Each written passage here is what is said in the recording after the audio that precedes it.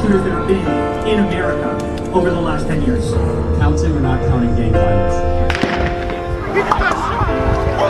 Active shooter at the Charlie Kirk event. Go, run! He's wearing jeans, black shirt, long rifle on top of the building on the far north side. How many injured do we have? Just one person.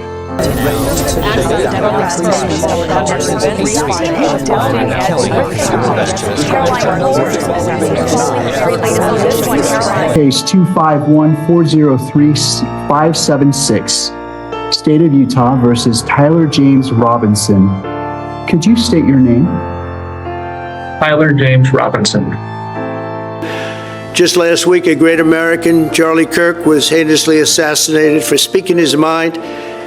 He was a great young man, incredible future. Some people said he might be president someday. I told him, I said, Charlie, I think you have a good shot someday at being president.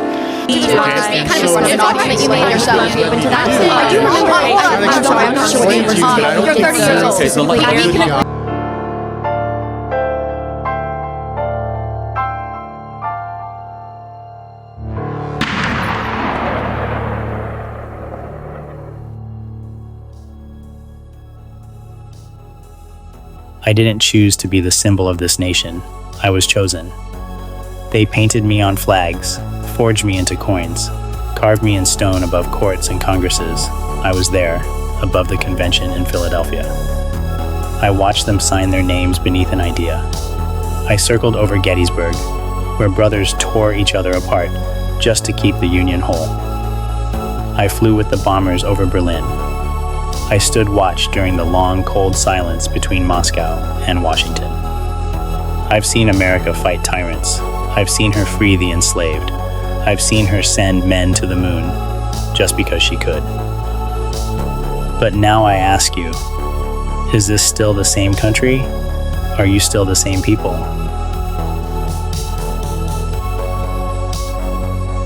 September 10th, 2025, Utah. I watched him fall, a man with no armor, no army, no riot behind him, just a mic and a voice. They said his name was Charlie. They said it was just a lone gunman, just another act of senseless violence. But I've flown too long to believe in accidents anymore. I flew over the schools, the cities, the halls. Not once did anyone look up. They were busy, scrolling, filming, commenting, uploading outrage before the body got cold. At one stop, I stood on a classroom window. Inside, a girl stood up and said, "Maybe it's time we bring back political assassinations." She didn't whisper. She didn't hesitate. She smiled. No one objected. No one said, "That's not who we are." One filmed it. One reposted it. The rest and nodded. Still, no one looked at me. Not even a glance.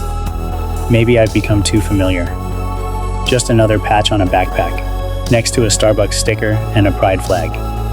So I left. No words, just a look. The kind of look only a dying symbol gives. I used to be a national symbol. Now I feel like a sticker. On a laptop full of slogans no one means. Can I resign? Do symbols get to quit? If I'm just here to be ignored, then maybe I already did.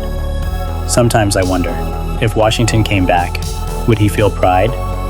Or would he stare at the screaming matches on campus lawns? The protests about who gets what bathroom, the court hearings about pronouns, and ask, "This is what we bled for?" They froze in the snow of Valley Forge. They died with letters in their coats, not medical insurance. They crossed oceans, burned ships, defied empires. For what? So you could turn speech into a crime and disagreement into violence? The table they built was never meant to seat only the loudest. It was built so that even the wrong voice could speak. But now even eagles are afraid to land.